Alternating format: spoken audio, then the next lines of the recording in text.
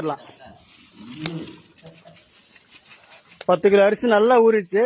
இப்போ நம்ம அரிசி நம்ம சேர்த்துடலாம். பாருங்க சூப்பரா இருக்கு பாருங்க. புதினா கொத்தமல்லி தண்ணியில விட்டு நல்லா அலசி பொடிசா கட் பண்ணி எடுத்து வச்சுக்கிறோம். இப்போ நம்ம புதினா மல்லி சேர்த்துடலாங்க.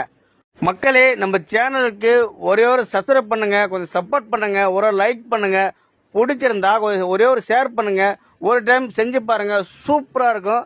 இப்போ நம்ம புதினா மல்லி சேர்த்துட்டு அது கூடவே நம்ம 1/4 லிட்டர் நம்ம நெய் எடுத்து வச்சுக்கிறோம். இப்போ நம்ம 1/4 லிட்டர் வந்து நெய் சேர்த்துடலாங்க. நெய்யும் புதினா மல்லியும் தண்ணி இருக்கும்போது சேருங்க, அப்பதான் சூப்பரா இருக்கும். மொத்த சாப்பாடோட டேஸ்ட் ஃப்ளவரும் உங்களுக்கு கிடைக்கும்.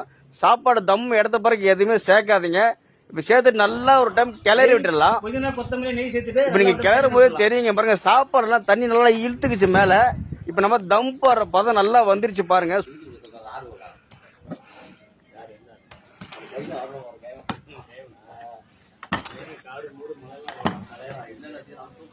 கரெக்டா தம் போற பார்த்து வந்துச்சு. இப்ப நம்ம சாப்பாடு அண்ணன் வெளியே எடுத்துட்டு தம் போடலாம்.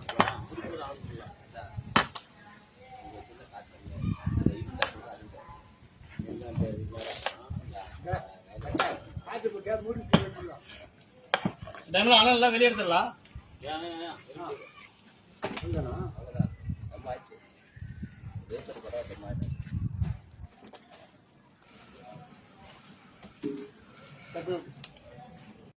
ஒரு 20 நிமிஷம் சாப்பாடா தம் போட்டு இறக்கி பார்ப்போம். சாப்பாடு எந்த அளவுக்கு பார்க்கலாம் வாங்க.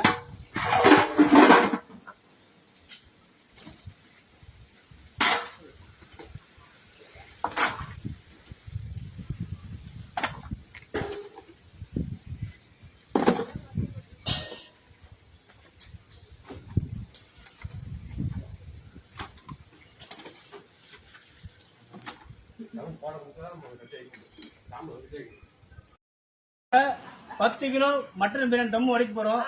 எந்த அளவுக்கு பாருங்க, சூப்பரான ஒரு 10 கிலோ மட்டன் ரெடியா இருக்கு. வாங்க வாங்க, எப்படி கிட்டோம் நல்லா கால் பண்ணியாங்களா?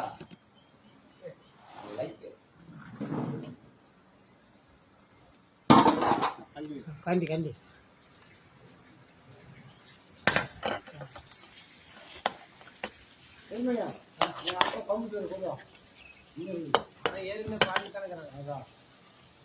எந்த அளவுக்கு பாருங்க, சூப்பரான மட்டன் பிரியாணி 10 கிலோ ரெடியா இருக்கு பாருங்க. சூப்பரா இருக்கு பாருங்க.